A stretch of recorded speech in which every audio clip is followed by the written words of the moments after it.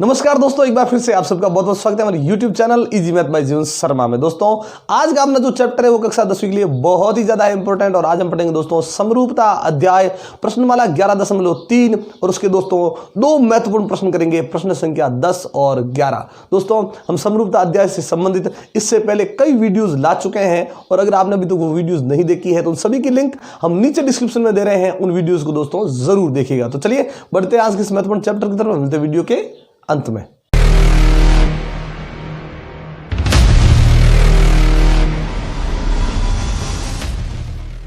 तो चलिए दोस्तों शुरू करते हैं इस प्रश्नमाला का 10वां प्रश्न। 10वां प्रश्न देखिए दोस्तों है क्या कि 90 सेंटीमीटर लंबाई वाली लड़की, कोई लड़की है जो 90 सेंटीमीटर लंबाई की है, ठीक है।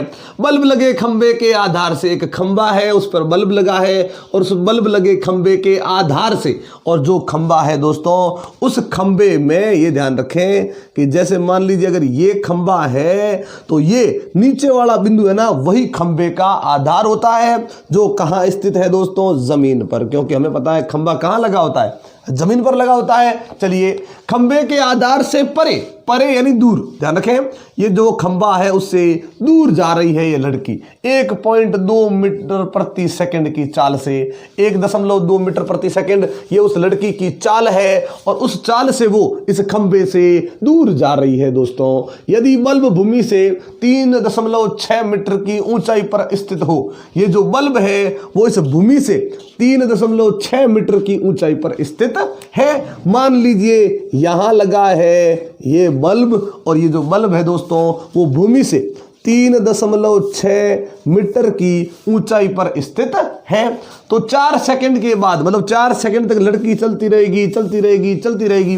जैसे ही 4 सेकंड कंप्लीट हुए उसके बाद उस लड़की की छाया कितने मीटर की होगी। चलिए इसका मतलब ये हुआ कि सबसे पहले जो लड़की है वो इस खंबे के पास में खड़ी है और उसके बाद वो चलना प्रारंभ करती है। लड़की की यहाँ जो दोस्तों लंबाई है वो है क्या, देखिए लड़की की लंबाई बराबर ये रही दोस्तों 90 सेंटीमीटर। कोई दिक्कत नहीं है, यहाँ पे देखो लड़की की लंबाई हमने 90 सेंटीमीटर लिख दी, लेकिन हमने देखा क्या दोस्तों कि ये 90 सेंटीमीटर है, लेकिन ये जो बल्ब लगा है भूमि से उसकी ऊंचाई 3.6 मीटर, ये जो चाल है 1.2 वो भी मीटर, मतलब यह दो जगह पे मीटर है और एक जगह पे सेंटीमीटर है। दोस्तों जब तक मात्रक में, ये ध्यान रखें तो इकाई इनके पीछे लगी है, वो मात्रक यदि समान नहीं होंगे तब तक हम इस प्रश्न को है वो सही ढंग से हल नहीं कर पाएंगे। तो क्या करें भाई, दो जगह पे मीटर है, ये रहा मीटर और एक ये रहा दोस्तों यहां पे लगा हुआ है वो 3.6 के पीछे वो मीटर। अब ये दोनों मीटर को हम सेंटीमीटर बनाएं, इससे अच्छा है कि इस एक चीज सेंटीमीटर को हम क्या बना दे, मीटर। और कैसे बनाते हैं दोस्तों कि मीटर, मीटर में बनाते वक्त ध्यान रखिए क्या करना है आपको, ये 90 का दोस्तों 90 लिख दे, ठीक है। फिर ये सोचना है कि इसके पीछे क्या लगा है, सेंटीमीटर, हमें बनाना क्या है, मीटर। तो यही सोचना है कि जो सेंटीमीटर होता है उसके अंदर क्या कभी मीटर होता है, नहीं हो सकता क्योंकि सेंटीमीटर तो छोटा है। ध्यान रखें दोस्तों जो इसके पीछे मात्रक है उसके अंदर हमें जो बनाना है वो ढूंढना है, कौन सा बनाना, हमें मीटर बनाना है हमें, तो ठीक है। तो सेंटीमीटर के अंदर तो मीटर होता ही नहीं है, अगर इसके अंदर वो मात्रक आपको मिल जाता है तो यहां पे गुणा कर दो, नहीं मिलता है तो भाग कर दो, कुछ भी नहीं करना है। जब यहां पे लगा हो कोई मात्रक और उसे दूसरे मात्रक के अंदर बदलना हो और इसके अंदर वो बदलने वाला मात्रक मिल जाता है तो गुणा, और इसके अंदर वो मात्रक नहीं मिलता है तो भाग। तो यहां भाग लगा दिया और फिर क्या करना है, संख्या तो हमें मिली नहीं मिली तो उल्टी ढूंढते हैं, मीटर के अंदर कितने सेंटीमीटर होते हैं। तो हमें पता है दोस्तों मीटर के अंदर 100 सेंटीमीटर होते हैं। अब ये सेंटीमीटर नहीं लगेगा, ये 0 से 0 कट गया। जैसे ही 10 से हम इसे भाग करेंगे, 10 का इसमें भाग देंगे, क्या प्राप्त होगा, हमें प्राप्त होगा दोस्तों दशमलव संख्या, 1 0 1 अंक, ये छोड़ दिया 1 अंक और क्या लगा दिया दोस्तों दशमलव, आगे कोई नहीं तो 0 लगा दो, जो 0.9 मीटर। तो ये हो गई लड़की की लंबाई या कह दो लड़की की ऊंचाई, और वो भी दोस्तों किसमें, मीटर में हो गई, पहले सेंटीमीटर में थी। तो ये जो लड़की है दोस्तों वो पहले इस खंबे के ठीक पास में खड़ी है, कोई दिक्कत नहीं। यहाँ जो है वो दोस्तों लड़की खड़ी है और कहाँ खड़ी है, यहाँ खंबे के जस्ट पास में खड़ी है, ठीक है। अब यहां से वो चलना प्रारंभ करती है और चलते चलते वो 4 सेकंड तक चलती है, ज्यादा नहीं चलती है दोस्तों। कितने सेकंड तक चलती है वो, 4 सेकंड तक। और मान लीजिए कि 4 सेकंड में वो लड़की यहाँ पे आ गई है, मान लीजिए वो यहाँ पे आ चुकी है, और यहाँ पे आने के बाद अब हमें बतानी है कि इसकी जो छाया जमीन पर बन रही है वो छाया कितनी लंबी है। चलिए, छाया बनेगी किसकी वजह से? बल्ब की वजह से, क्योंकि बल्ब लगा ना, तो जैसे ही ये बल्ब है लगेगा, वो बल्ब का प्रकाश जाएगा इस प्रकार से, और वो बल्ब का प्रकाश इस लड़की पर पड़ेगा। पहले ध्यान रखें, इस बल्ब से यहाँ से जो ऊपर से जो प्रकाश जाएगा वो तो प्रकाश सीधा जमीन पर पड़ेगा ही पड़ेगा, लेकिन ये अंदर का जो प्रकाश है वो पूरा लड़की पर पड़ेगा, और यहाँ लड़की की क्या बन जाएगी दोस्तों? जमीन पर बन जाएगी छाया। तो ये जो आ रहा है वो प्रकाश है बल्ब का, ध्यान रखें दोस्तों, बल्ब का प्रकाश आया, और ये लड़की की क्या बन गई? जमीन पर छाया। हमें यही छाया ज्ञात करनी है कि भाई ये छाया कितनी है। चलिए कर लेंगे आराम से। त्रिभुज का नाम लिख देते हैं ए, ये बी, यहाँ जहां तक वो गया वहां लड़की गई वो सी बिंदु, और अंत में ये बिंदु जहां छाया रुकती है अंतिम, वो बिंदु लगा दिया हमने डी। जैसा है वो सब लिखेंगे। सबसे पहले लिख देते हैं अलग से, बल्ब की ऊंचाई जहां दी गई हो वो लिख दें। बल्ब की ऊंचाई कितनी है दोस्तों? 3.6 मीटर। इन्हीं को तो देखकर हमने इसको चेंज किया था सेंटीमीटर से मीटर में। चलो आगे देखिए, आगे दे रखी है लड़की की चाल, और वो लड़की की चाल कितनी? 1.2 मीटर प्रति सेकेंड ये दी गई है, कोई दिक्कत नहीं। अब देखिए दोस्तों, यहाँ पे ये है कि भाई ये जो लड़की की लंबाई है वो लड़की चलना प्रारंभ करती है, कितने सेकंड तक चलती है? 4 सेकंड तक। लेकिन ध्यान रखें दोस्तों, ऐसे जो प्रश्न है ना तो समय से होते हैं ना चाल से होते हैं, ये जो प्रश्न है वो दोस्तों दूरी से या लंबाई या दूरी से होते हैं। क्योंकि ये देखिए, ये यहाँ की ऊंचाई दी गई है, लड़की है वो 0.9 मीटर लंबी है, कोई दिक्कत नहीं। तो यहाँ पे इस प्रकार के प्रश्न है, तो हमें तो यहाँ पे देखिए 1.2 मीटर प्रति सेकंड चाल की जरूरत नहीं है, 4 सेकंड से चलती है वो भी हमें जरूरत नहीं है। तो ज्ञात करेंगे कि भाई 4 सेकंड में लड़की द्वारा तय की गई दूरी, हम दूरी ज्ञात कर देंगे दोस्तों।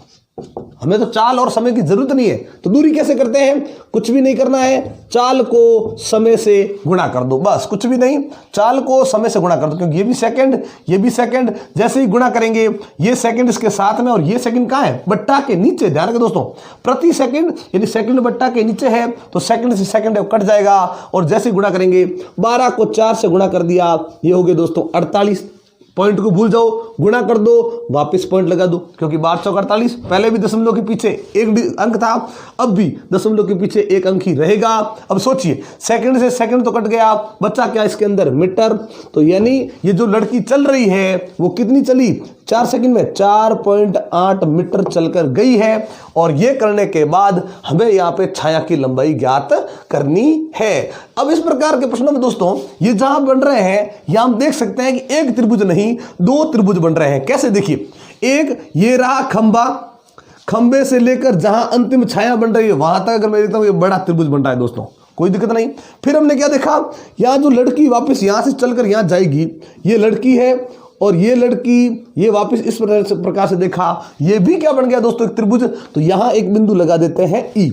यहाँ पे 2 त्रिभुज है, और दोनों त्रिभुजों में हमने क्या देखा? ये यहाँ का कोण दोनों में क्या है? दोनों त्रिभुजों के अंदर कॉमन है दोस्तों। ये जो त्रिभुज में ये कोण बना ना, ये दोनों में कॉमन है, और खंबा जमीन पर 90 डिग्री का कोण बनाएगा, और हम चलते हैं जमीन पर 90 डिग्री के कोण पर। क्योंकि अगर 90 डिग्री के कोण पर हम नहीं चलते हैं दोस्तों, अगर आप या मैं 90 डिग्री के कोण पर नहीं चल के मैं बोल दूं मैं तो 60 डिग्री के कोण पर चलूंगा, जैसे ही चलूंगा नीचे गिर जाऊंगा भाई, तो नहीं चल सकते ना। तो 90 डिग्री के कोण पर चल रहा है, यानी दोनों त्रिभुजों के अंदर 2 कोणों की समानता, और जैसे ही 2 कोणों की समानता होगी दोनों त्रिभुज कैसे हो जाएंगे दोस्तों? समरूप। और समरूप होने के बाद समरूप त्रिभुजों की संगत भुजाएं समानुपाती होती है, हमें पता है, और जैसे ही संगत भुजाएं समानुपाती होगी हमें ये लंबाई यानी ये छाया की लंबाई दोस्तों ज्ञात हो जाएगी। चलिए करते हैं शुरू, बनाते हैं सबसे पहले मैं त्रिभुज। चलिए हम त्रिभुज लेते हैं, कौन सा? ए बी डी, बड़ा वाला त्रिभुज, त्रिभुज ए बी डी, और छोटा वाला देखिए ECD, क्योंकि नाम संगत दोस्तों, नाम अगर आपने संगत नहीं लिया तो गलत हो जाएगा। देखिए हमने कैसे लिया? ABD, यानी ऊपर से आके इस तरफ गए, तो यहां पे वही ऊपर से आकर इस तरफ जाना है, यानी आपको संगत भाग लेना है। चलिए कौन कौन सी चीज बराबर है? इसका कौन सा दोस्तों? ये बी वाला, बड़े वाले त्रिभुज का। छोटे वाले का ये अंदर वाला देंगे ना, तो ECD। ये कोण ECD दोनों बराबर है, क्योंकि प्रत्येक वस्तु जो भी चीज है, जो भी खंबा है, वो हमेशा जमीन पर समकोण ही बनाता है। चलिए, तो खंबा व लड़की भूमि पर लंब बनाते हैं। ये नहीं करना है कि सर मेरे घर के पास तो खंबा लगा है लेकिन समकोण नहीं बनाता, वो तो ऐसे थोड़ा तिरछा है। अरे है तो है, लेकिन हमें तो हमेशा समकोण बनाना है। चलिए, कोई दिक्कत नहीं। ये रहा कोण D और ये कोण D दोस्तों, दोनों में क्या है? उभयनिष्ठ। आप देख लो, छोटे त्रिभुज के अंदर और बड़े त्रिभुज के अंदर, दोनों त्रिभुजों के अंदर ये उभयनिष्ठ है, यानी दोनों त्रिभुजों के अंदर दो दो कोण समान हो गए। हमें तीसरे कोण की जरूरत नहीं है। क्यों? क्योंकि जब दो त्रिभुजों के अंदर दो दो कोण समान हो जाए ना, तो वो समरूपता का नियम हो जाता है एंगल एंगल। ध्यान रखें दोस्तों, कोण कोण समरूपता के नियम से, और जैसे ही नियम लगेगा, वो जो दो त्रिभुज हमने लिए थे, त्रिभुज ABD समरूप त्रिभुज ECD, ये दोनों दोस्तों समरूप हो जाएंगे, कोई दिक्कत नहीं। तो चलिए, ये दोनों जैसे ही त्रिभुज समरूप होंगे, हम लिखेंगे कि समरूप त्रिभुजों के, समरूप त्रिभुजों की संगत भुजाएं। अब आप कहोगे सर भुजाओं की बात क्यों? क्योंकि हमें क्या पूछा था? हमें छाया की लंबाई, और छाया की लंबाई दोस्तों कोण नहीं भुजाएं है ना, तो समरूप त्रिभुजों की संगत भुजाएं समान होती है। चलिए, ये लिख दिया हमने, संगत भुजाएं समानुपाती। अब लिखना शुरू करते हैं कौन कौन सी भुजाएं। जैसे मैंने इसकी ले ली बड़े वाले त्रिभुज की AB।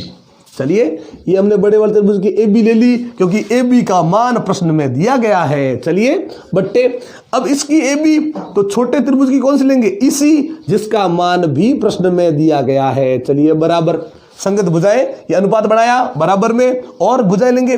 जैसे बड़े त्रिभुज की मैंने ले ली, मान लीजिए BD, इसका जिक्र है कि नहीं है?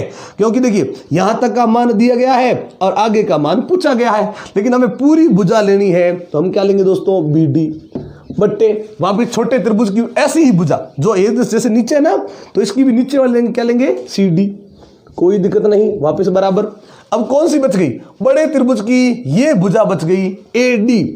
हमने AD ले तो ली है और वापस इसकी लेंगे ED, लेकिन हमें प्रश्न के हिसाब से देखा जाए तो हमें AD और ED की कोई जरूरत नहीं है। क्यों? क्योंकि AD से संबंधित ना तो कोई मान दिया गया है, ना इस AD और ED से संबंधित कोई मान हमें पूछा गया है, तो इसकी हमें जरूरत नहीं है ना। लेकिन इस बात के हिसाब से हमने सारी बातें लिख दी। अब ये लिखने के बाद क्या करें? इसको तो छोड़ देंगे और केवल इसको पकड़ेंगे, यानी क्या लेंगे? AB बट्टे EC बराबर BD बट्टे CD। इसको छोड़ दो, अब इसमें मान रखना शुरू करो। AB का मान कितना दोस्तों? 3.6 और बट्टे EC। यहां देखिए EC का मान EC यानी 0.9 बराबर BD का मान हमारे पास है ही नहीं, लेकिन BD के दो टुकड़े जरूर है दोस्तों, एक है BC, एक है CD। पूरे के जगह पे यदि आप टुकड़े लिखते हो दोस्तों तो वो प्लस में लिखेंगे, यानी BC प्लस CD, और बट्टे में तो CD है ही, मतलब CD का क्या रख दो? मान। CD का मान है ही नहीं, तो फिर CD का CD ही रहेगा दोस्तों। चलिए, इतना करने के बाद अगर कटता है, सरल होता है, इसको सरल कर देते हैं। यहां देखिए, दशमलव के पीछे एक अंक, दशमलव के पीछे एक अंक। जब भी बट्टा में इस प्रकार से कोई ऊपर और नीचे संख्या हो, दोनों में दशमलव लगा हो, और दशमलव के पीछे यदि आपको लग रहा है कि समान अंक है, यदि इसके पीछे भी एक अंक, आगे कितने हैं उससे कोई मतलब नहीं, पीछे एक अंक, ऐसी कंडीशन में जैसे 0 से 0 कटता था ना, वैसे ही दशमलव से दशमलव भी कट जाएगा। यदि दशमलव के पीछे एक एक अंक है, बराबर अंक है, या दो दो अंक है, या तीन तीन अंक है, तो समान अंक होते ही क्या करेंगे? दशमलव से दशमलव काट देंगे। तो ऊपर क्या बच गया दोस्तों? ऊपर आ गया हमारा 36। कोई दिक्कत नहीं, ऊपर 36 बट्टा में 9 बराबर में। देखिए BC का मान, देखिए B से लेकर C तक हमें मान ना 4 सेकंड लिखना है, ना 1.2 मीटर प्रति सेकंड लिखना है, हमें तो इन दोनों से बनाई गई दूरी लेनी है, यानी 4.8 मीटर। ये 4.8 प्लस, और CD का मान प्रश्न में है ही नहीं, तो CD का CD, और बट्टा में भी CD का CD ही रहेगा। सरल कर सकते हैं तो कर दे। पहले 4 का भाग दिया, 9 का भाग दिया 36 में, ये गया 4 बार, और बराबर में दोस्तों 4.8 प्लस CD, और बट्टा के नीचे भी CD। अब करें क्या? ऊपर वाले को सरल कर नहीं सकते, इस तरफ वाला सरल हो रहा था, कर दिया।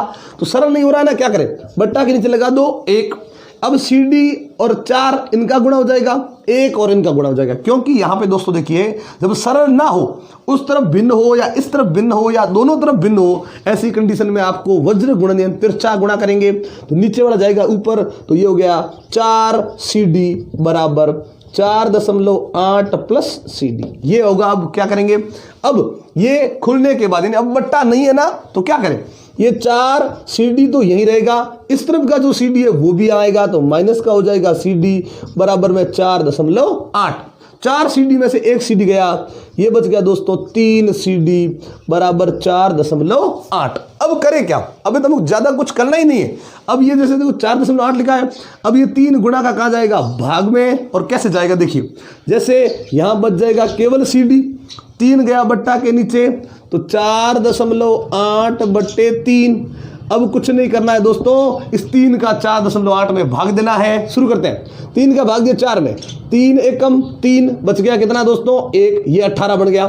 3 का भाग दिया 18 में 6 बार पूरा गया, तो दशमलव के पीछे 1 अंक था, अब भी दशमलव के पीछे 1 अंक ही रहेगा। ये CD का मान 1.6, और यही क्या है दोस्तों, छाया की लंबाई, लड़की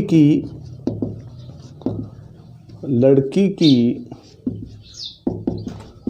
छाया की लंबाई, और वही हमें ज्ञात करनी थी 1.6 मीटर, क्योंकि सेंटीमीटर में हमें कुछ भी पूछा नहीं गया है, और हमने सेंटीमीटर 1 था उसको भी हमने पहले ही मीटर बना दिया था, और अंत में लिखा था लड़की की छाया कितने मीटर होगी, तो ये हमने मीटर है वो ज्ञात कर लिया है, लड़की की छाया की लंबाई। यहां देखिए CD ही लड़की की छाया की लंबाई थी। इस प्रकार से हमारा ये 10वां प्रश्न कंप्लीट करते हैं। अगला प्रश्न 11वें प्रश्न में दोस्तों 12 मीटर लंबाई वाले ऊर्ध्वाधर स्तंभ, ध्यान रखें दोस्तों, ये रहा एक स्तंभ और जिसकी दोस्तों ऊंचाई प्रश्न में लिखी है 12 मीटर, कोई दिक्कत नहीं। आगे देखिए, स्तंभ की भूमि पर छाया की लंबाई, अब इस भूमि पर बन गई इसकी जो छाया वो 8 मीटर लंबी है, ये प्रश्न में बोला गया है। चलिए, उसी समय एक मीनार की छाया की लंबाई, उसी समय भूमि पर दोस्तों एक मीनार बनी है, चलिए मीनार भी बना देते हैं, मीनार थोड़ी बड़ी होगी, ये स्तंभ है, खंबा छोटा, मीनार थोड़ी बड़ी बना देंगे, कोई दिक्कत नहीं, ये मीनार बना दी। फिर देखिए इस मीनार की भी क्या बन जाएगी दोस्तों, छाया बनेगी, ये मीनार की हमने बना दी दोस्तों छाया। क्या लिखा है, उसी समय, मतलब ये जो स्तंभ से जो छाया बनी, तो मीनार से जो छाया बनेगी वो दोस्तों किसी बल्ब के कारण नहीं, सूर्य के कारण बनेगी। ध्यान रखें दोस्तों, यहां ये जो छाया दी गई ना, यहां ऐसा नहीं करना है, आप बोलोगे सर इसमें कहीं बल्ब और सूर्य लिखा नहीं है। अब आप खुद सोचिए, ये कोई मीनार है, बड़ी टावर है, ठीक है, और ये इससे कोई छाया बनेगी तो वो कोई बल्ब के कारण नहीं बनेगी, वो हमेशा सूर्य के कारण बनेगी। तो उसी समय मीनार की छाया की लंबाई 56 मीटर है। उसी समय एक मीनार है और उसकी छाया जो है वो 56 मीटर लंबी है दोस्तों। ये जो 56 मीटर है वो छाया है, ना कि मीनार की ऊंचाई। आगे लिखा है तो मीनार की ऊंचाई ज्ञात कीजिए, ये हमें ज्ञात करनी है। चलिए, थोड़ा होने के बाद दोस्तों एक छोटा सा काम कर दे, इसको भी कर दे बंद और इसको भी कर दे बंद। लेकिन दोस्तों दोनों में समानता यह है कि ये जो छाया बन रही है ना स्तंभ की और मीनार की, वो उसी समय यानी एक ही समय पर बन रही है, इन दोनों के लिए समय अलग अलग नहीं है। तो एक छोटी सी बात ये ध्यान रखनी दोस्तों कि भाई खंबा है, भूमि पर समकोण बनाएगा, मीनार है, भूमि पर समकोण बनाएगा, कोई दिक्कत नहीं। लेकिन दोस्तों जहां पे इनकी छाया का अंतिम बिंदु होता है, जहां पे इनकी छाया का क्या होता है अंतिम बिंदु, वहां से जब सूर्य को देखा जाता है तो उसे कहते हैं सूर्य का उन्नयन कोण। ध्यान रखें, जो हम पहले ऊंचाई और दूरी अध्याय में समझ चुके हैं कि भाई ये क्या होता है उन्नयन कोण। जब नीचे वाले बिंदु से ऊपर की तरफ देखते हैं उसे उन्नयन कोण कहते हैं। तो यहां जहां छाया समाप्त हो रही है वहां से देखने पर हमें सूर्य दिखाई देगा, उसे दोस्तों सूर्य का उन्नयन कोण कहा जाता है। तो ये भी सूर्य का उन्नयन कोण। और ध्यान रखें दोस्तों, एक ही समय पर दो अलग अलग वस्तुओं की यदि छाया बनती है ना, तो वहां से सूर्य का जो उन्नयन कोण होगा दोस्तों वो हमेशा बराबर होगा। इन दोनों त्रिभुजों के अंदर दो दो कोण कैसे हो गए समान, और जब दो दो कोण समान हो जाते हैं तो एंगल समरूपता के नियम से दोनों त्रिभुज हो जाएंगे समरूप और संगत भुजाएं दोस्तों समानुपाती। तो चलिए शुरू करते हैं इस प्रश्न को। ABC, इस त्रिभुज का नाम ABC दे दिया, इसका नाम हमने दे दिया PQR, जो अपना मन करे वो नाम दे दो। चलिए भाई क्या क्या दिया गया है पहले वो लिखते हैं। सबसे पहले यहां दिया गया है 12 मीटर लंबाई वाले ऊर्ध्वाधर स्तंभ, यानी ये क्या है दोस्तों ऊर्ध्वाधर स्तंभ की ऊंचाई, ऊर्ध्वाधर स्तंभ की जो ऊंचाई है वो अपनी है दोस्तों 12 मीटर। फिर उसकी छाया की लंबाई, आगे उसकी छाया की लंबाई भी दे रखी है ना, उसकी छाया की लंबाई है वो 8 मीटर। तो उसी समय ये नहीं करना है कि भाई कुछ समय बाद में, नहीं, कुछ समय के बाद में सूर्य की स्थिति बदल जाएगी तो छाया की लंबाई भी बदल जाएगी, लेकिन उसी समय एक मीनार की छाया की लंबाई प्रश्न में दी गई है। क्या दी गई है? वो 56 मीटर। तो हमें ज्ञात क्या करना है? तो हमें दोस्तों ज्ञात करना है उसी मीनार की ऊंचाई, मीनार की हमें ऊंचाई ज्ञात करनी है दोस्तों। ठीक है, हो गया। चलिए पकड़ते हैं सबसे पहले त्रिभुज। कौन कौन सा? ABC और दूसरा कौन सा माना हमने? त्रिभुज PQR। जो भी समान है पहले वो लिख दो। इसका कोण B और इसका कोण Q दोनों ही समान है, क्योंकि स्तंभ और मीनार, स्तंभ व मीनार भूमि के साथ समकोण बनाते हैं। ध्यान रखें दोस्तों, ये हमेशा भूमि के साथ समकोण ही बनाएंगे। चलिए, समकोण बनाते हैं। इस प्रकार से एक एक कोण समान हो गया। फिर इसका कोण C और इसका कोण R भी समान। क्यों?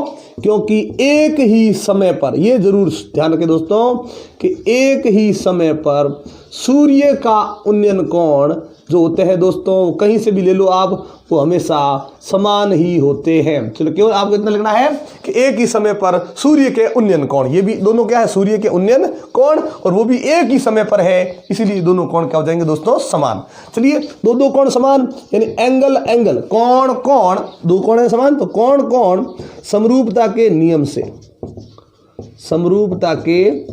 से, ये समरूपता का अपना दोस्तों नियम बन गया। जैसे ही नियम बनेगा वो दोनों त्रिभुज दोस्तों ABC और त्रिभुज PQR दोनों ही समरूप हो जाएंगे। समरूप होने के बाद यहाँ दो बातें हैं कि भाई समरूप त्रिभुजों की संगत भुजाएं समानुपाती होती है, समरूप त्रिभुजों के संगत कोण समान होते हैं, लेकिन हमें कोणों से कोई लेना देना नहीं अभी। अब अगर पूछा जाए तो कर सकते हैं ये A कोण और B कोण क्या हो जाएगा? समान।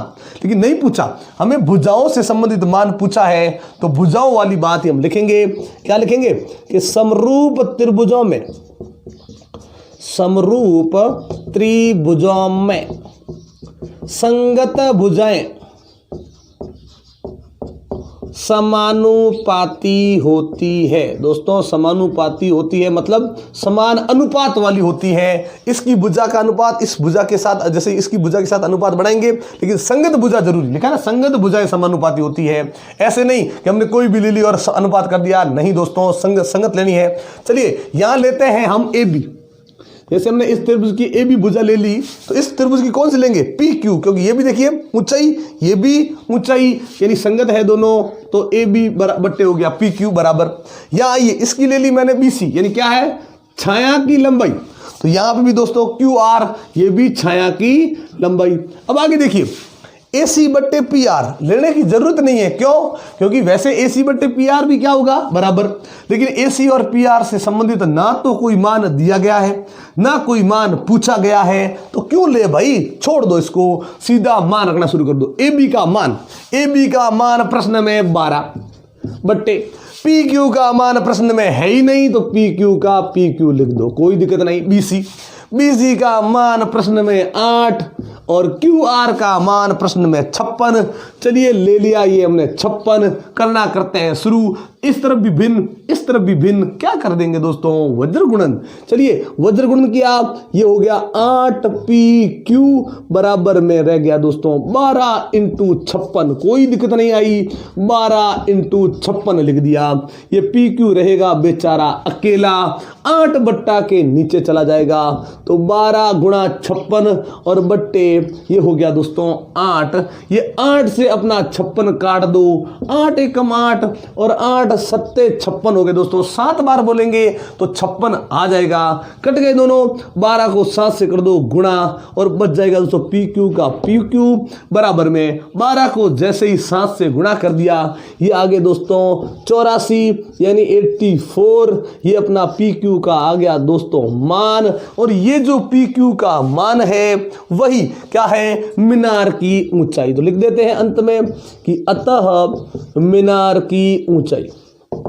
आप दोस्तों कभी ऐसा मत करें कि भाई जैसे ही पी क्यू का मान मिला वहां पे छोड़ दिया। नहीं दोस्तों, प्रश्न में हमें पी क्यू नहीं, प्रश्न में हमें पूछा है मीनार की ऊंचाई, और वो मीनार की ऊंचाई होगी अपनी 84 मीटर एंड 84 मीटर्स। तो ये मिल गया और हमारा 11 प्रश्न कंप्लीट। तो दोस्तों आज की वीडियो आपको कैसी लगी हमें कमेंट बॉक्स में लिखकर जरूर बताइएगा। अच्छी लगी तो लाइक और शेयर कर दें। दोस्तों एक बार आप सबका बहुत बहुत धन्यवाद हमारे चैनल को सब्सक्राइब करने के लिए और हमारी वीडियोस को लगातार देखने के लिए। लेकिन अगर आप हमारे चैनल पर नए हैं और हमारी वीडियो को पहली बार देख रहे हैं दोस्तों, तो चैनल को सब्सक्राइब करना मत भूलिएगा और बेल आइकन जरूर दबाइएगा, ताकि जब भी इस प्रकार के इंटरेस्टिंग वीडियो हम आपके लिए लेकर आए नोटिफिकेशन आपको मिलती रहे। तो इसी प्रकार के इंटरेस्टिंग वीडियो देखने के लिए जुड़े रहे हमारे साथ। तब तक के लिए नमस्कार, जय हिंद, जय भारत।